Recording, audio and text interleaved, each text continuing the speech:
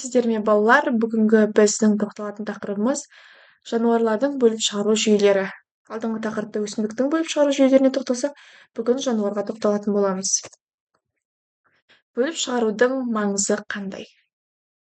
Бөліп шығару жүйесі бізде жануарлардың метаболизм өнімдерін, улы заттарды және судың артық мөлшерін сыртқа шығару арқылы гомеостазды сақтауға мүмкіндік беретін маңызды физиологиялық жүйе болып табылады.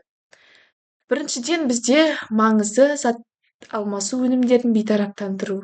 Екіншіден, су мен электролиттік тепе-теңдікті сақтау. Үшіншіден, метаболизм өнімдерін жойып, улануды болдырмау. Бір жасушалы ағзалардың бөліп шығаруы қалай екен, сол жайында айтып кетсек.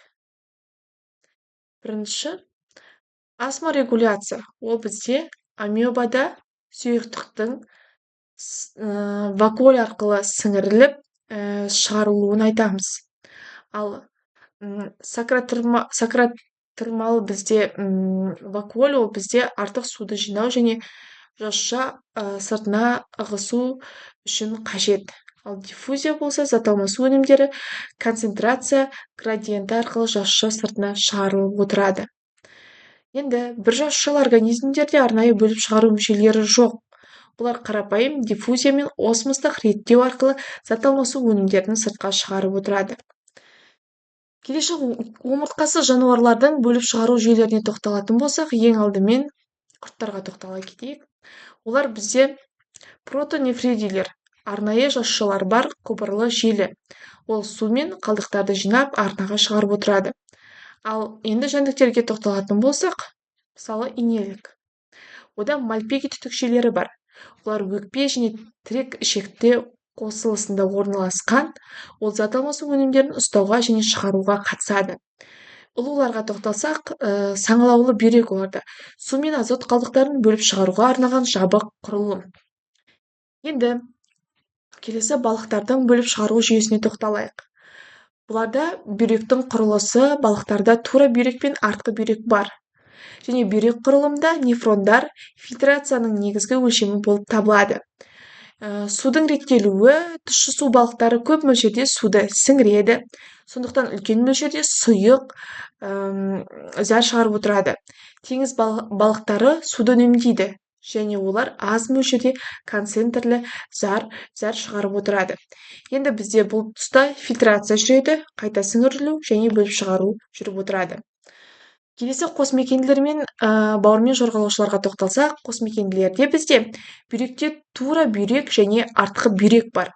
Зәрнар аммиактың азотты қалдығын бейтараптау үшін пайдаланылатын сақтау заты және сулы ортада аммиакты шығаруы мүмкін. Келесі бауырмен жорғалаушыларға тоқталсақ, бұл жерде артқы бүйрек өте жақсы дамыған. Зәр немесе урат түрінде азот қалдықтары сыртқа шығарылып отырады. Құрлықта өмірге сүруге бейімделу үшін су үнемдеу механизмдері дамыған. Енді құстардың бөліп шығаруына тоқталатын болсақ, бізде құстарда урат түрінде азот қалдықтары сыртқа шығарылып отырады. Бұл судың аз мөлшерін пайдалануға мүмкіндік беріп отырады. Және құстар бізде зәр жұмыртқа салуға бейімделген. Олар зәр өзегі клоакаға ашылады. Бұл жұмыртқа салу кезінде энергияны үнемдеуге көмектесіп отырады. Және құстар бізде ұшуға бейімделген, барлығымыз білеміз құстардың ұшатынын. Жеңіл салмақты қамтамасыз ету үшін су мен зат алмасудың тиімділігін басқаруға көмектесіп отырады. Енді сүтқоректілердің бөліп шығаруына тоқталсақ, бұл жерде бүйректің рөлі орасан зор. Сүтқоректілерде бүйрек бөліп шығару жүйесінің негізгі мүшесі. Әр бүйректе бізде миллиондаған нефрондар бар.